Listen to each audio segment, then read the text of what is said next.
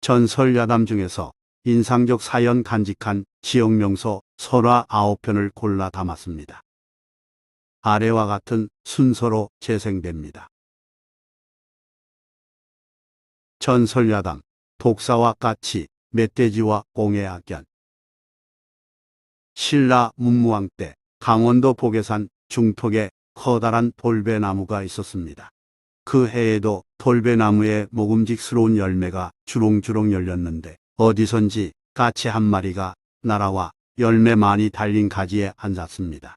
그 바람에 딱딱한 돌배 하나가 땅으로 떨어져 나무 밑에서 쉬던 독사의 머리를 정통으로 맞췄습니다. 느닷없는 충격에 독사는 독을 위로 쭉 뿜으면서 죽었고 그 독을 맞은 까치도 죽었습니다. 순식간에 벌어진 우연한 사고였고 황당하게 죽은 두 영혼은 억울해서 저승으로 가지 못했습니다. 독사의 영혼은 산에서 교미 중인 멧돼지의 자궁으로 들어갔고 까치는 까투리의 자궁으로 들어갔습니다. 독사에서 환생한 멧돼지는 모기를 찾아 다니다가 알을 품고 있는 까투리를 발견하자 전생의 인연이 떠올랐기에 복수를 결심했습니다. 멧돼지는 위쪽으로 올라가서 주둥이로 바위를 밀었습니다. 그 바위가 굴러 까투리 둥지를 덮치면서 까투리를 죽였고 알들도 모두 깨뜨렸습니다. 멧돼지는 통쾌해하며 자리를 떴습니다. 어라, 까투리잖아. 그때 지나가던 사냥꾼이 죽은 까투리를 발견하고는 횡재했다며 좋아했습니다. 사냥꾼은 오두막집으로 가서 아내에게 까투리를 내밀었고 두 사람은 공요리를 맛있게 먹었습니다. 부부는 오랜만에 뜨거운 사랑을 나누었는데 그날 그토록 기다리던 아기를 가졌습니다. 10달 뒤에 건강하게 태어난 아들이 15살이 됐을 때 소녀는 아버지와 함께 처음으로 사냥을 나갔습니다. 사냥꾼은 아들에게 풀숲에 있는 공을 가리키며 화살을 쏘라고 말했는데 아들이 이렇게 말했습니다. 싫어요. 저는 꺾는 안 잡을래요? 그것보다는 이 산에 있는 모든 멧돼지를 잡고 싶어요. 사냥꾼은 공고기가 맛있다며 재차 권했지만 아들의 고집을 꺾지는 못했습니다. 때마침 멧돼지 한 마리가 나타나자 소녀는 있는 힘을 다해 화살을 날렸습니다. 급소를 맞은 멧돼지는 그 자리에서 죽었고 사냥꾼은 위험한 멧돼지를 단번에 제압한 아들의 활 솜씨에 깜짝 놀랐습니다. 사냥꾼은 고개를 갸우뚱하면서도 어찌됐든 오래 두고 먹을 큰 짐승을 잡았으므로 기쁜 마음으로 오두막집으로 돌아갔습니다. 이후 소녀는 산을 돌아다니면서 오직 멧돼지만 골라 잡았고 사냥꾼은 아들의 특이한 고집을 이해하지 못한 채 세상을 떠났습니다. 청년이 된 사냥꾼 아들은 어느 사이 복외산에서 멧돼지를 찾아보기 힘들 정도로 많은 멧돼지를 죽였습니다. 그러던 어느 날 사냥한 멧돼지 옆에서 쉬던 청년 근처로 스님이 지나가다가 걸음을 멈추고 중얼거리듯 말했습니다. 억겁의 세월에 비하면 인생은 찰나인데 서로를 죽이는 원한으로 윤회를 거듭해서야 되겠는가. 청년이 무슨 말인가 싶어 스님을 쳐다봤지만 스님은 목탁을 두드리며 가던 길을 갔습니다. 그로부터 며칠 후 청년은 복외산을 또 뒤지고 다니던 중 평소 보지 못한 금빛 멧돼지를 발견했습니다. 더욱 욕심을 느낀 청년이 가진 힘을 다해 날린 화살은 멧돼지의 어깨에 꽂혔습니다. 돼지는 비명을 지르며 달아났습니다. 청년은 그 돼지가 달아난 환희봉 쪽으로 쫓아갔지만 흔적을 찾을 수 없었습니다. 청년은 두리번거리다가 샘물 속에 있는 조그만 돌부처를 발견했습니다. 이상하게 생각하여 가까이 가서 보니 돌부처 어깨에 화살이 꽂혀 있었습니다. 그런데 돌부처 표정은 인자한 미소를 띤 얼굴이었습니다. 청년은 크게 느낀 바 있어 자신도 모르게 돌부처 앞에 무릎을 꿇고 두 손 모아 기도했습니다. 그날 이후 사냥을 멈추고 승려가 된 청년은 지장보살 돌부처가 있던 곳 근처에 토구를 지어 석대암이라고 이름 짓고 복수 어린 살생에 대해 반성하며 수행했다고 합니다. 전설야담, 호랑이 꼬리에 지은 절, 호합사 유래. 명장 이성계가 고려를 멸망시키고 조선을 세웠을 때의 일입니다. 태조 이성계는 백성들의 고려에 대한 미련을 없애고자 도읍지를 송도에서 다른 곳으로 옮기기로 결심하고 한양에 먼저 궁궐을 짓고자 했습니다. 그런데 웬일인지 궁궐 짓는 일이 계획대로 진행되지 않았습니다. 뚝딱, 뚝딱.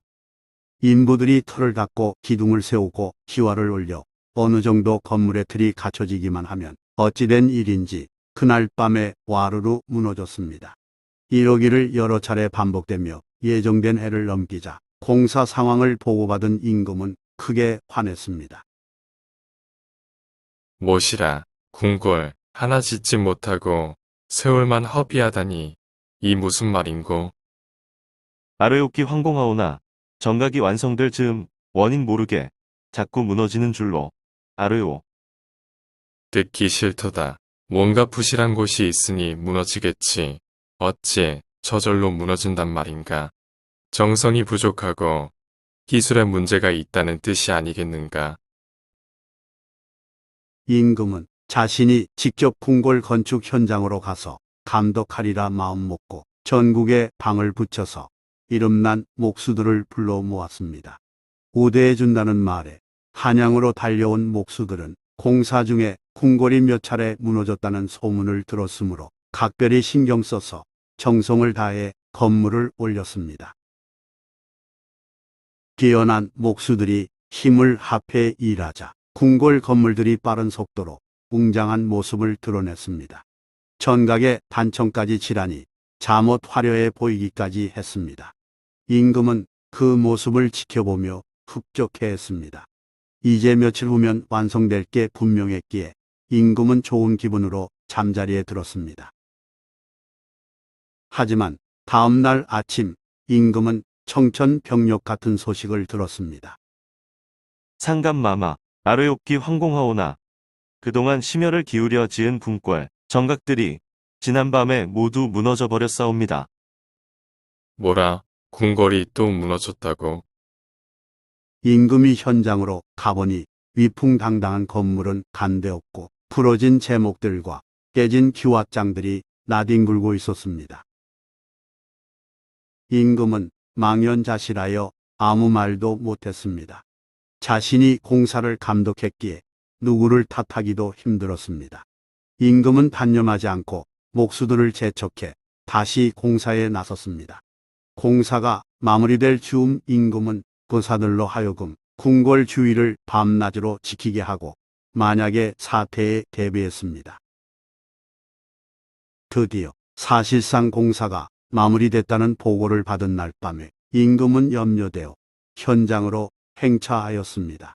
그때 하늘에서 세찬 바람이 부는가 싶더니 남쪽 하늘에서 커다란 괴물이 날아왔습니다.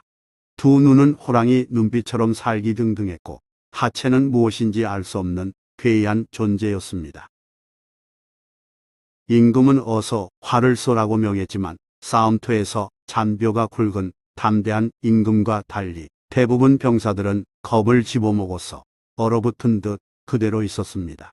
괴물은 순식간에 건물을 허물고 남쪽 하늘로 사라졌습니다. 병사들이 뒤늦게 화살을 날렸지만 괴물에게 아무 소용없는 일이었습니다. 아, 공사를 방해한 게 저 괴물이었구나. 어쩌면 한양의 도읍을 정하지 말라는 하늘의 뜻인지 모르겠도다. 임금이 낙심하여 탄식할 때 뒤에서 상감 하고 부르는 우렁찬 노인의 목소리가 들렸습니다. 임금이 뒤를 향해 돌아서니 흰 수염을 길게 기른 노인이 서 있었습니다. 한양은 길지이니 도읍 옮기는 일을 단념하시면 아니 되옵니다. 노인은 임금을 보며 위와 같이 말했습니다.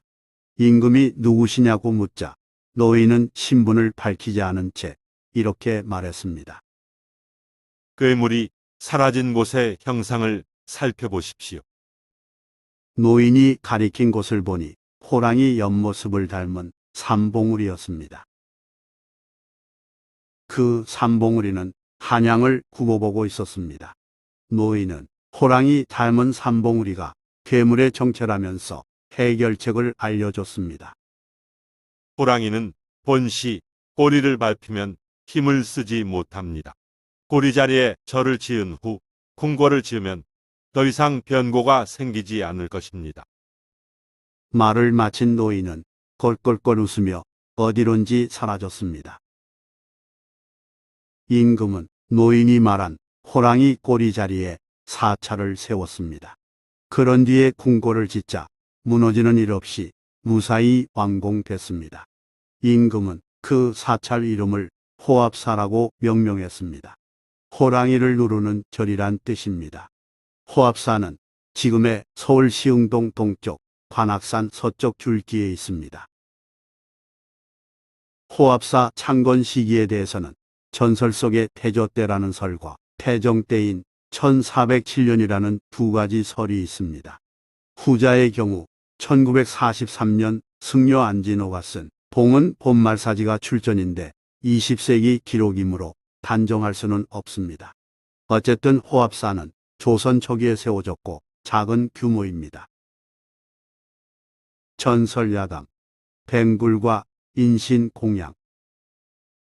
옛날 제주도 동북쪽 지역에 어두컴컴한 큰 굴에 큰 뱀이 살고 있었습니다. 이 뱀은 밤에 마을로 내려와 농작물을 망치는가 하면 가축을 잡아먹었는데 이 뱀이 굴 밖으로 나오면 비바람이 심해져서 돌아다니기조차 힘들었습니다.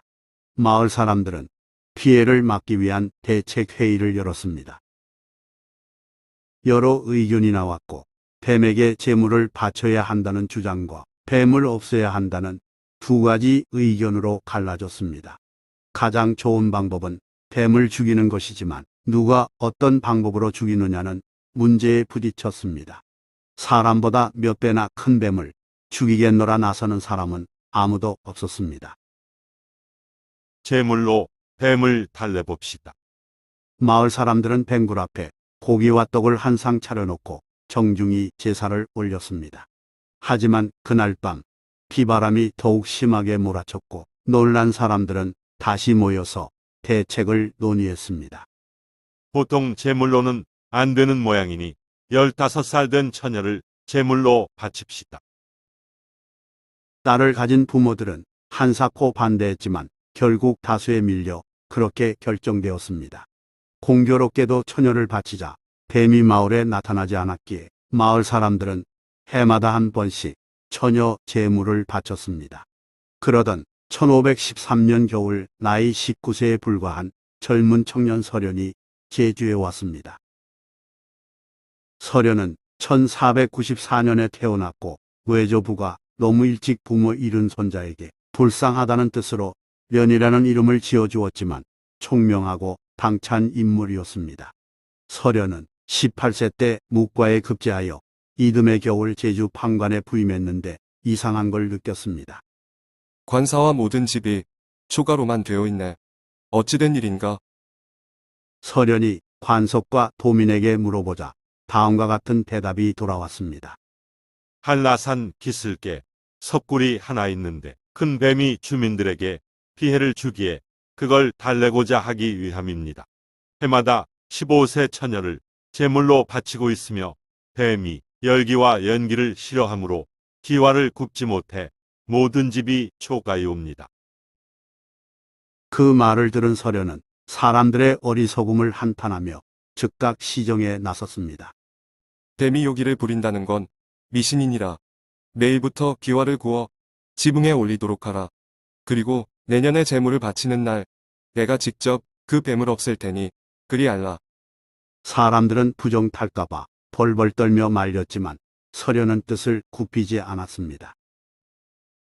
이듬해 처녀를 곡물로 바치는 날이 다가오자 서련은 이러저러한 지시를 내리고 뱀굴로 향했습니다. 사람들은 뱀을 두려워했지만 판관의 명을 거역할 수 없으므로 어쩔 수 없이 지시를 따랐습니다. 굴 앞에는 숯불을 피웠고 굴 양쪽에는 도끼 든 장정을 정면에는 군졸들을 대기시켰습니다. 풍악을 올리고 제사를 지내도록 하라. 서련이 신호를 보내자 행사가 진행되었고 잠시 후 큰 뱀이 머리를 굴 밖으로 내밀었습니다. 서련은 이때를 놓치지 않고 장정들과 함께 구렁이의 머리와 몸통을 공격했습니다.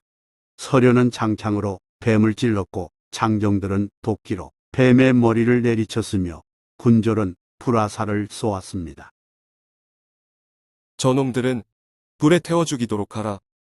서련은 큰 뱀을 따라 나온 새끼 뱀들도 모두 죽이게 했습니다. 조각난 큰 뱀과 새끼 뱀들을 태우니 더럽고 비린 냄새가 천지에 진동했습니다. 서련은 뱀굴 안에도 불을 질러 모든 뱀이 죽었음을 확인한 후 제물로 바쳐진 처녀를 데리고 마을로 향했습니다. 그런데 얼마쯤 갔을까? 갑자기 회오리 바람이 불더니 한 줄기 붉은 기운이 서련의 등 뒤를 향해 뻗쳤습니다. 서련은 그 일을 겪은 후 반사로 돌아와 바로 병석에 누웠으며 시름시름 앓다가 1515년 4월 10일에 숨을 거두었습니다. 아내가 지극한 정성으로 보살피고 의원이 여러 약을 처방했지만 소용없었습니다. 서련이 만 21세 젊은 나이에 죽자 사람들은 통곡하며 애도했습니다. 요물뱀의 재앙을 없애준 판관의 죽음이 너무나 안타까웠기 때문입니다. 서련의 시신은 고향 홍성에 안장되었지만 제주 도민들은 뱅굴 앞에 공적비를 세워서 서련의 공덕을 기렸습니다. 전설에 나오는 뱅굴 이름은 김영사굴입니다. 김영사굴은 동굴 형태가 마치 대형 뱀이 구불구불하게 뻗어나간 S자 모양이며 한국의 동굴 중에 처음 1962년 12월 천연기념물로 지정됐습니다. 이 굴은 전설로 인해 조선시대에도 유명했습니다. 1702년 제주목사 이영상이 화공을 시켜 제작한 탐나슬력도에도 김영사굴이 보입니다. 전설야담 공주와의 합궁, 벌거벗은 여인의 유혹, 두 가지 이야기. 서기 655년 조천성 전투에서 신라 김우문 장군이 백제군의 기습 공격을 받고 전사했습니다.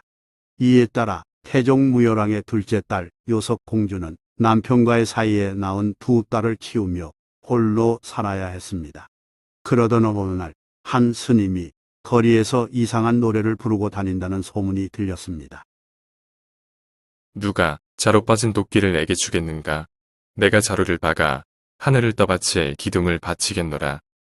노래를 부른 원효는 승려임에도 요석공주와의 결합을 원하여 당시 유행하던 참여로 열혼화시키고자 전략적으로 그리한 것이었습니다. 사람들은 그 뜻을 알지 못했으나 태종무열왕은 원효의 의중을 알아챘습니다. 임금은 어떻게 그걸 알았을까요? 그 해답은 바로 도끼에 있습니다. 자로 빠진 도끼는 여성의 성기를, 도끼자루는 남성의 성기를 상징하기 때문입니다. 이 스님이 아마 귀부인을 얻어 훌륭한 아들을 낳으려 하는 것 같구나. 나라에 뛰어난 인재를 얻게 된다면 그보다 더한 이로움이 없으리라. 태종무열왕은 원효의 구애를 받아들이기로 결심하고 관리에게 원효를 찾아서 요석궁으로 맞아들이라고 지시했습니다. 그즈음 원효는 남산에서 내려와 문천교를 지나다가 관리를 보더니 일부러 다리 아래 맨물로 떨어졌습니다.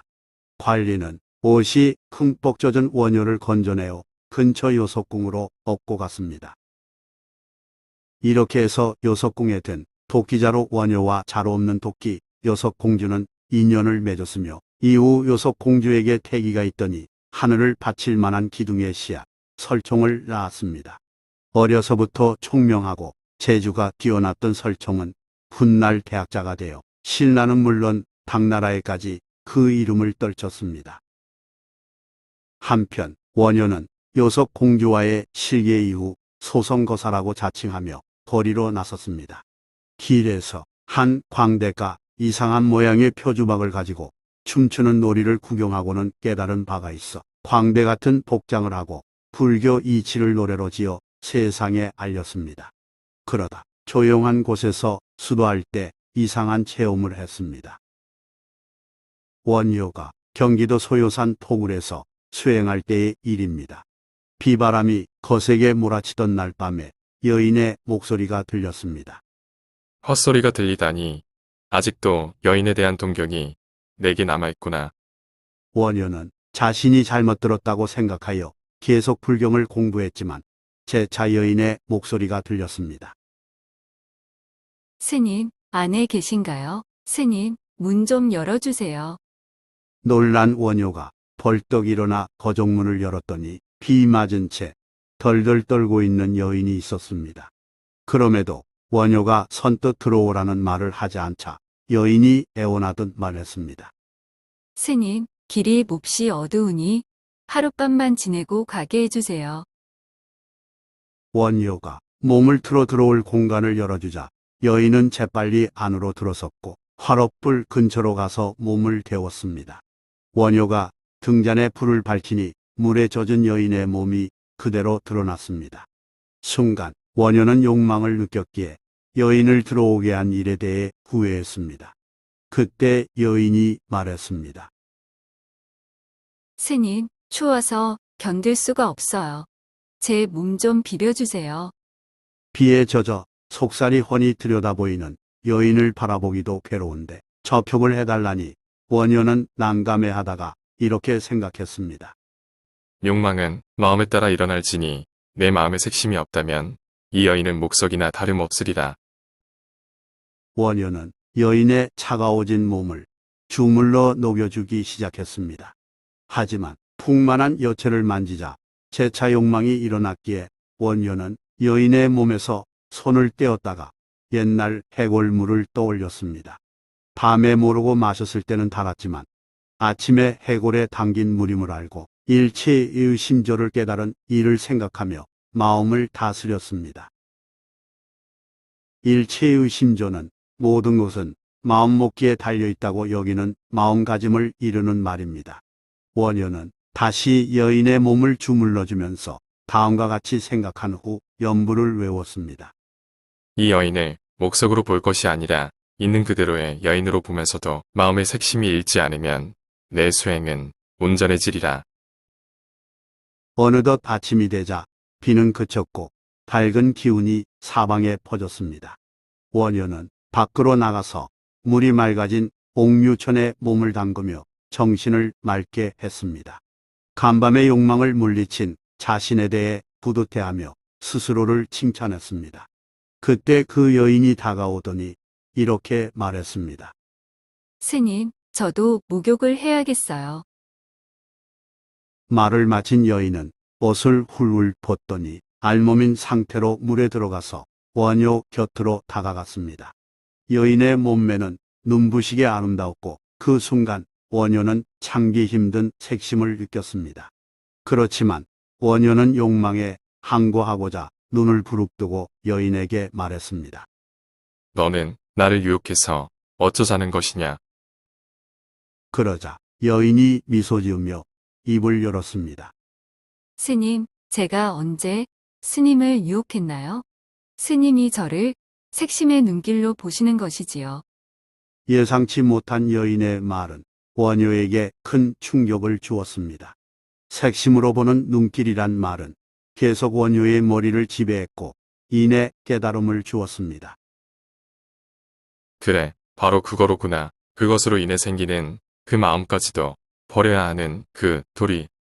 원효는 물을 차고 일어서서 자신의 벌거벗은 몸을 여인 앞에 망설임 없이 드러내며 유유히 걸어 나왔습니다. 그때였습니다. 여인은 찬란한 후광을 띤 보살로 변하더니 바로 위 폭포를 거슬러 사라졌습니다. 관세음보살, 나무아미타브. 원효는 예를 갖춰 인사한 후 그 부근에 암자를 세웠습니다. 자기의 몸과 마음을 뜻대로 한 것이라 하여 무의 자제인을 상징하며 암자 이름을 자제암이라 했습니다. 지금도 경기도 소요산 골짜기에는 보살이 목욕했다는 옥류천이 있고 원효가 머물렀던 원효대가 있습니다. 전설야당, 학소대와 음탕한 생불. 강원도 금강산 내금강 수족염에서 조금 가다가 왼쪽으로 불쑥 솟은 암벽이 있습니다. 학이 내려와서 둥지를 튼 데서 그 이름이 유래된 학소대입니다. 옛날에 학소대 꼭대기에는 자그마한 다락집 한 채가 있었습니다. 다락집은 높은 기둥 위에 벽이 없는 마루를 놓아 지은 집을 가리키는 말입니다. 그 다락집은 유점사의 말사, 송림사에 딸린 건물인데 아이를 낳지 못한 여인들이 찾아가서 불공을 드리곤 했습니다. 인적이 드문 곳이지만 마음이 간절한 여인은 밤새워 기도드리며 부처님 은혜를 빌고 빌었습니다. 그런데 밤이 깊어지면 기도에 몰두 중인 여인 앞에 한 사내가 모습을 드러냈습니다. 사내는 다락집 지붕 천장 기둥에 엎드려 있다가 기회를 봐서 줄사다리를 타고 내려와서는 마치 생불이 하강한 것처럼 속였습니다. 사내의 아랫도리에는 작은 불상이 거꾸로 매달려 있었고 사내는 장삼 자락을 휘저으며 목탁을 두드리면서 연부를 외웠습니다. 나무아미타불, 관세음보살.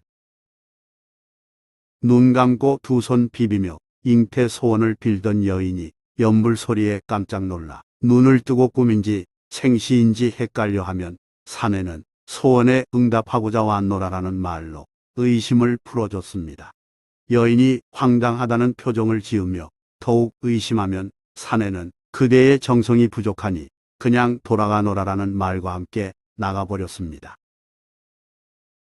이와 달리 그렇게 반응하지 않고 절박한 마음으로 연신 기도하느라 절반쯤 심취한 여인이 희망의 눈빛을 보내면 사내는 밖으로 나가지 않고 본격적으로 작업을 시작했습니다.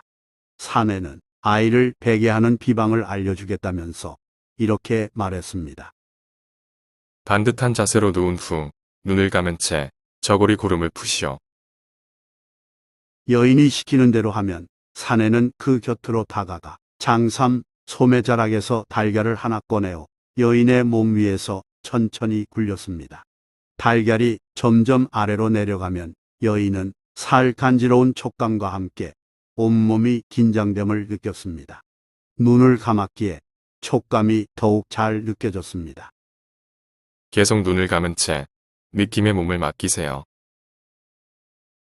합리적 사고를 가진 여인과 달리 맹목적인 믿음에 빠진 여인은 사내가 주문하는 말을 그대로 따랐습니다. 미신에 빠진 사람들은 대부분 이성을 잃은 상태에서 교주에게 조종당하듯 아이 임신을 절실하게 바라는 여인 역시 그러한 면모를 보였습니다. 아이를 가지게 하는 비책이라고 믿은 까닭입니다. 사내가 굴린 달걀이 배꼽을 지나면 야릇한 분위기에서 여인의 숨소리가 거칠어졌습니다. 여인은 행여 달걀이 깨지면 부정탈까 싶어 달걀만 신경 쓰면서 가만히 있었습니다. 사내는 특별한 비방의 효험이 나타나는 현상이라고 말하고 다시 여인의 가슴에서부터 아래로 달걀을 굴리며 내려갔습니다. 사내는 이런 행위를 여러 차례 반복한 후 여인을 덮쳤습니다. 여인은 방심하다 깜짝 놀라 몸이 경직되어 그대로 당했습니다. 이미 늦었기에 포기하는 마음으로 가느다란 희망을 믿으며 그냥 받아들이거나 늦게나마 사내를 밀어냈습니다. 관계가 끝나면 사내는 이렇게 말했습니다. 아래서 생명이 시작합니다. 그런 후 사내는 달걀을 까서 먹고 새벽에 유유히 사라졌습니다. 그런 일이 있은 뒤 뒤늦게 자신이 속아서 생부를 사칭하는 사내에게 농락당했음을 깨달은 여인은 수치심과 모욕감에 학소대 다락집엔 발길을 끊고 입을 닫은 채 살았습니다. 사람의 절박함을 약점으로 악용하는 세태에 눈물 지으면서 그런가 하면 정말로 아이를 가지는 여인이 생기기도 했습니다.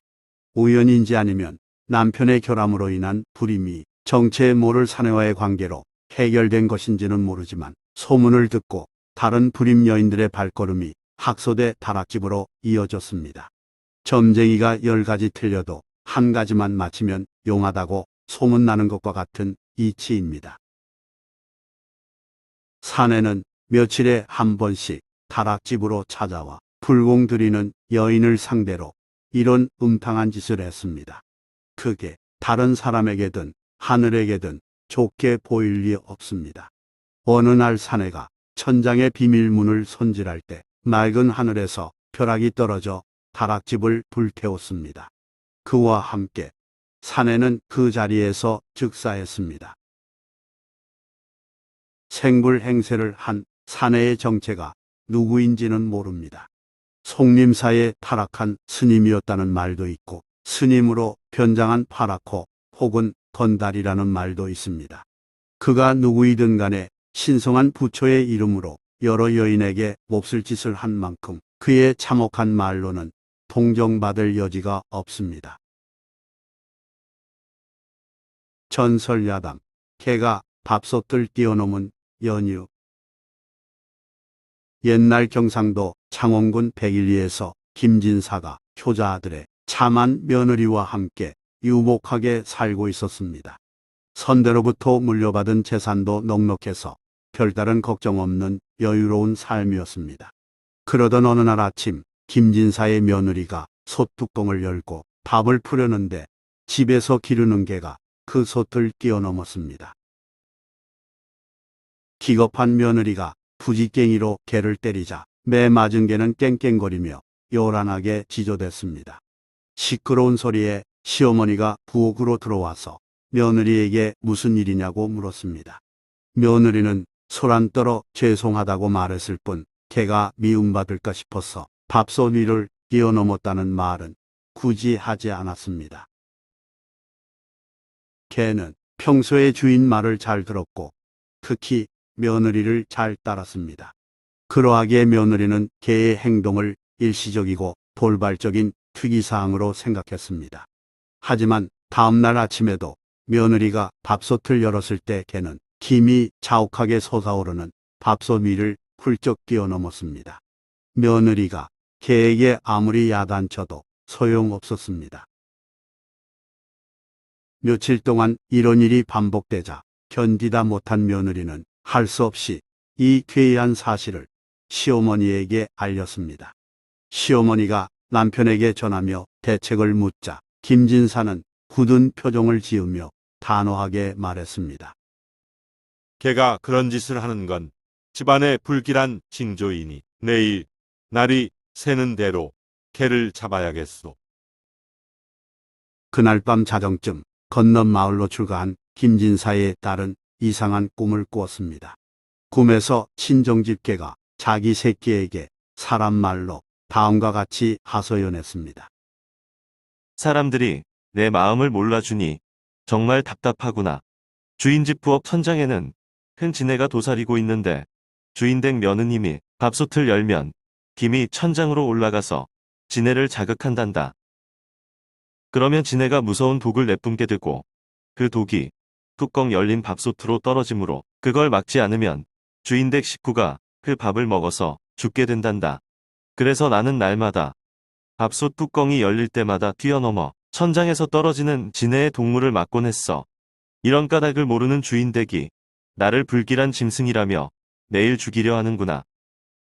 그러니 부디 내일부터 나를 대신하여 내가 그 지네 독을 막아드리거라. 어미 개가 못내 아쉬워하여 강아지에게 당부의 말을 남겼을 때 김진사 딸이 잠에서 깼습니다. 딸은 남편에게 이상한 꿈을 꿨다고 그 내용을 말했으나 남편은 개꿈이라면서 가볍게 넘겼습니다. 그렇지만 꿈이 너무 생생했기에 딸은 친정집으로 달려갔습니다. 딸은 친정어머니에게 간밤에 꾼 꿈을 말하며 어미 개를 걱정했습니다. 하지만 어미 개는 아침 일찍 끌려나가서 죽임을 당한 상태였습니다. 친정어머니는 딸의 꿈이 사실인지 확인해 보고자 곰솥에 기름을 끓인 후 사람을 시켜 지붕 위를 뜯어내게 했습니다. 일꾼들은 들보에 숨은 큰 지네를 발견하고 연장으로 전했습니다. 거대한 지네는 뜨거운 기름이 부글부글 끓는 곰솥에 떨어져 죽었습니다. 그 광경을 지켜본 딸은 친정 어머니에게 죽은 개의 충성심을 칭찬함과 동시에 애도했습니다. 친정 어머니 역시 자신들의 잘못된 판단을 자책하며 뒤늦게 후회했습니다. 김진사도 마찬가지 심정인지라 착잡한 마음을 어쩌지 못했습니다. 기왕 일이 이렇게 됐으니 죽은 개를 양지 바른 곳에 묻어주고 영혼이나 위로해 줍시다. 김진사는 햇볕 잘 드는 좋은 땅에 개를 묻은 후 해마다 그날이 돌아오면 제사를 지내면서 목숨을 구해준 일에 대해 감사한 마음을 나타냈습니다. 그리고 어미 개가 낳은 강아지를 더욱 아껴주었습니다.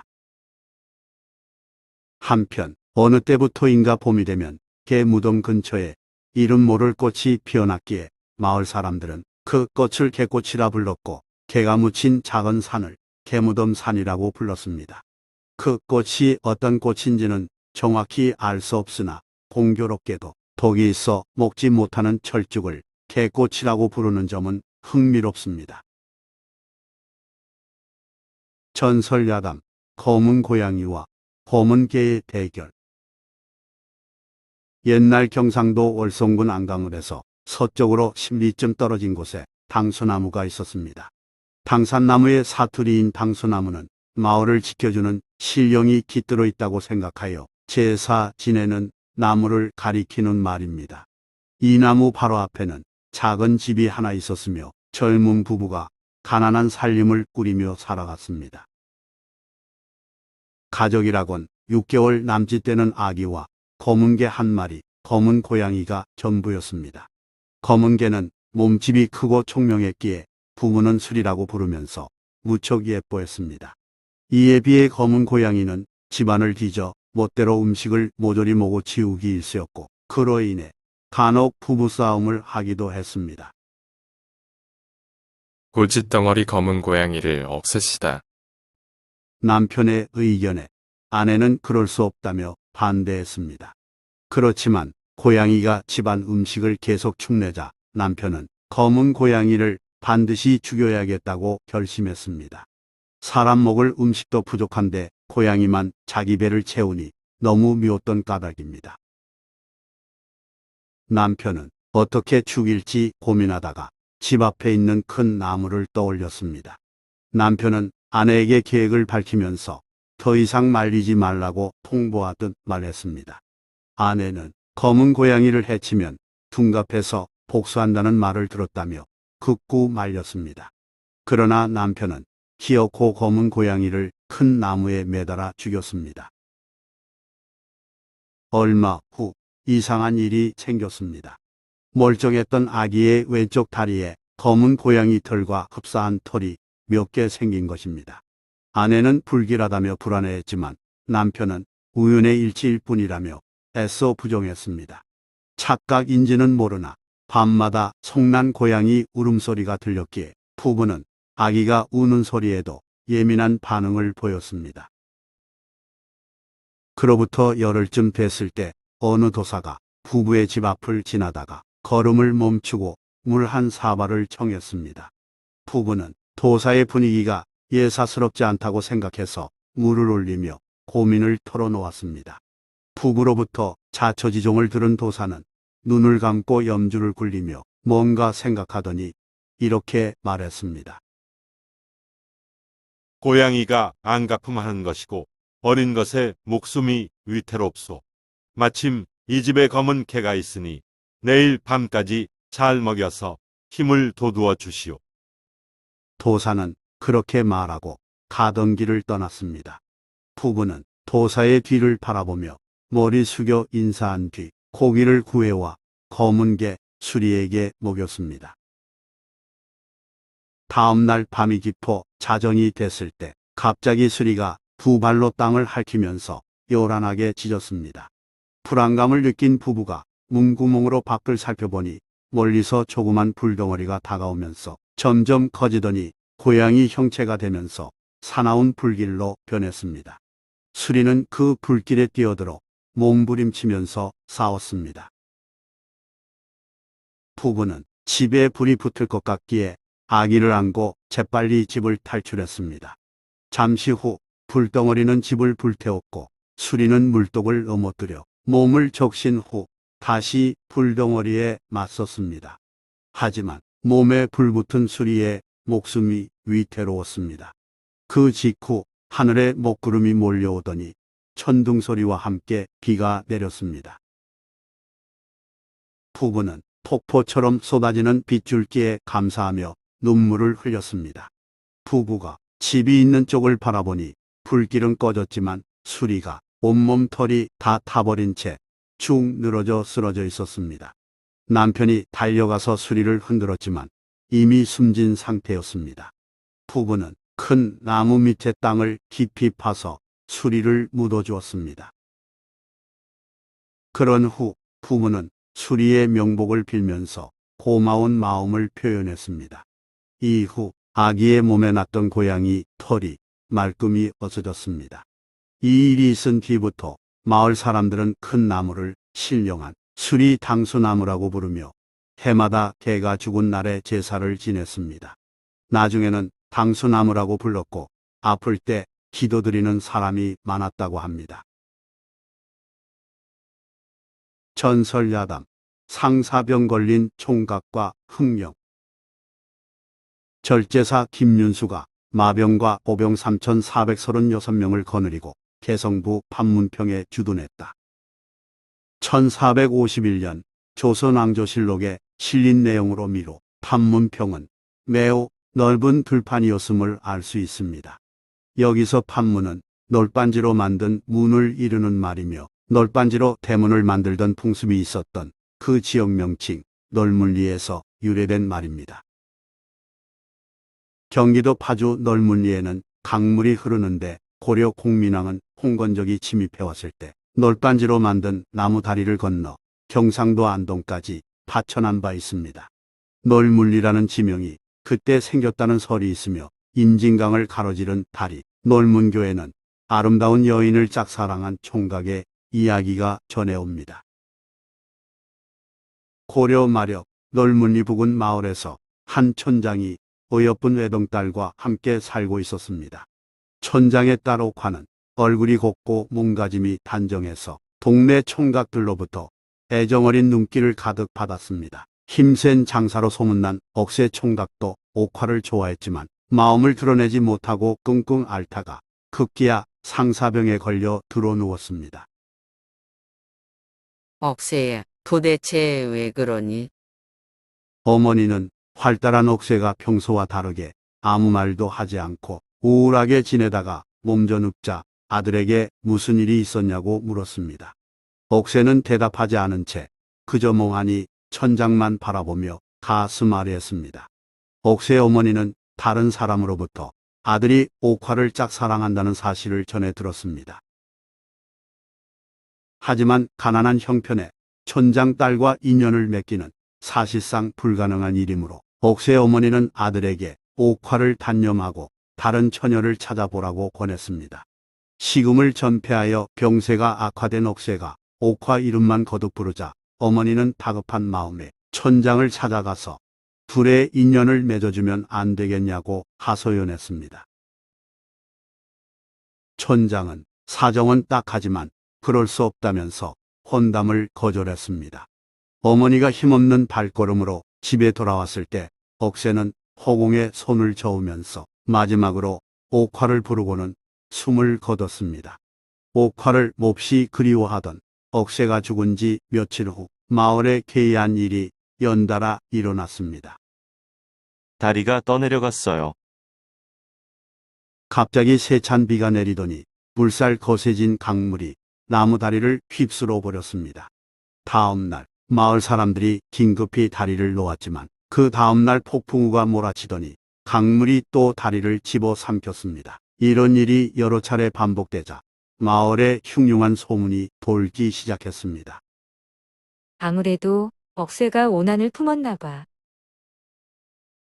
사람들은 다리의 무너짐이 죽은 옥새의 원혼이 벌이는 행패라고 생각했습니다. 그 무렵 옥화 아버지인 촌장은 별다른 사고나 질병도 없는데 시름시름 앓았습니다. 수군수군하는 마을 사람들의 뒷말을 신경 쓰다 걸린 노이로제였는지도 모릅니다. 그러던 어느 날 옥화의 꿈에 시커먼 흑룡이 나타나서 말했습니다. 나는 당신을 짝사랑하다 죽은 억새라오. 내 생전에 못 이룬 사랑이 한이 되어 이렇게 흑룡이 되었소. 마을에 갑자기 홍수가 난 것도, 멀쩡한 다리가 떠내려간 것도, 당신 아버지가 아픈 것도 모두 내가 조화를 부린 탓이라오. 옥화가 흐느껴 울며 제발 아버지를 살려달라며 애원하자 흑룡은 해결책을 알려주었습니다. 다리를 새로 놓거든 마을 사람들과 정성 들여 제사를 지낸 후 옥화 당신이 맨 처음 그 다리를 건너시오. 그럼 다시는 마을에 홍수가 나지 않도록 내가 보살펴 주리다. 반드시 혼자 다리를 건너야 하는 점 잊지 마시오. 말을 마친 흑룡은 휘리릭 사라졌습니다. 잠에서 깬 옥화는 생생한 꿈을 괴이하게 생각했습니다. 옥화는 몇 번을 망설이다 간밤의 꿈 이야기를 아버지에게 전했습니다. 촌장은 예사로운 일이 아니라면서 마을 사람들에게 흑룡이 일러준 방법을 알렸습니다. 다리를 세운 뒤 제사상을 차리고 정성껏 제를 올리자 흐린 날씨가 순식간에 맑아졌습니다. 옥화는 깨끗한 옷을 입고 긴장한 채 다리를 건너기 시작했습니다. 사람들은 다리 가장자리에서 옥화를 지켜봤습니다. 그런데 옥화가 다리 중간쯤 이르렀을 때 느닷없이 먹구름이 몰려오더니 하늘에서 흑룡이 내려와 옥화를 덥석 낚아채 날아가 버렸습니다. 촌장은 깜짝 놀라 허둥댔지만 대처할 방법이 없기에 땅에 털썩 주저앉았습니다. 사람들은 흑룡이 노린 재물이 옥화였던 모양이라고 입방아를 찧었습니다. 그날 이후 강물은 잔잔해지며 냇물이 됐고 날씨는 대체로 화창했으며 다리가 떠내려가는 일도 없었습니다. 통나무 다리 판문교는 근대에 이르러 콘크리트 다리로 바뀌었다가 6.25 한국전쟁 때 폭격으로 부서졌습니다. 판문점 회담장소 옆 냇물 위에 부서진 상태로 있는 다리가 바로 그 전설의 다리라고 합니다. 전설야담 왕십리 지명 유래. 조선 태조 이성계는 혁혁한 무운으로 여러 사람으로부터 신망을 한몸에 받은 후 송도 수창궁에서 새로운 왕조의 국왕으로 등극했습니다. 그렇지만 백성들은 고려에 대한 미련을 가졌기에 민심이 아직 안정되지 않은 상태였습니다. 태조는 사람들 관심을 다른 방향으로 돌려 민심을 수습하고자 도읍지를 옮기기로 결심했습니다. 태조는 고달산 암자에 있는 무학대사를 사부의 예로서 불러들여 천도할 땅을 의뢰했습니다. 어디를 도읍지로 삼는 게 좋을지 대사의 해안으로 살펴봐 주셨으면 합니다. 태조로부터 부탁받은 무학대사는 서둘러 길을 떠나 송도 남쪽으로 향했습니다. 무학대사는 봉야 지금의 왕십리 근처에서 잠시 걸음을 멈추고 지세를 살폈습니다. 그때였습니다. 한 노인이 밭을 갈면서 황소에게 꾸짖는 소리가 들렸습니다. 미련하기가 마치 무학 같은 소, 바른 곳을 버리고 굽은 길을 찾는구나. 무학대사는 그 말을 듣고 깜짝 놀랐고 그 노인이 보통 사람이 아닌 줄 짐작하고 가서 말을 걸었습니다. 지금 황소에게 무학같이 미련하다라고 말씀하셨는데 내가 무학이요. 노인이 무표정한 얼굴로 쳐다보자 무학대사가 이어 말했습니다. 나는 이곳이 도읍지로 좋다고 생각하는데 어디 더 좋은 곳이 있습니까? 무학대사가 가르침을 청하자 그 노인은 채찍으로 가리키면서 이렇게 말했습니다. 여기서 심리만 더 들어가 보시오. 무학대사는 노인에게 감사 인사를 한 후 다시 길을 떠났습니다. 무학대사가 서쪽으로 심리를 더 가서 다시 지세를 살피니 노인의 말대로 길지로 보였습니다. 가운데 평지를 중심으로 사방이 적당한 높이의 산에 둘러싸였기에 도읍지로 좋은 곳이었습니다. 송도로 돌아간 무학대사는 태조에게 그 땅을 추천했습니다. 이후 갑론을박을 거쳐 우여곡절 끝에 한양 땅이 도읍지로 최종 선정됐습니다. 그 뒤 한양에 궁궐을 지을 때 어떻게 성벽을 쌓느냐를 두고 구획에 고심했습니다. 산에 성을 쌓는 일은 어렵기에 효율 높은 길을 찾았던 것이지요. 그러던 어느 날 밤 한방 눈이 내렸는데 다음 날 사방의 성 모양으로 빙둘러 눈이 쌓여 있었습니다. 마치 성곽의 경계를 보는 것 같으므로 그 자리에 성곽을 쌓았다고 합니다. 한편 노인이 무학대사의 물음에 답한 심리만 더 가면이란 말에서 갈 왕자의 심리를 붙여 왕심리라는 지명이 생겼습니다. 일설에는 무학대사가 가서 처음 지세를 살폈던 곳이라 하여 가랑, 찾을 심, 즉 왕심이라 불렀던 곳이 뒷날 왕심리로 바뀌었다고도 전합니다.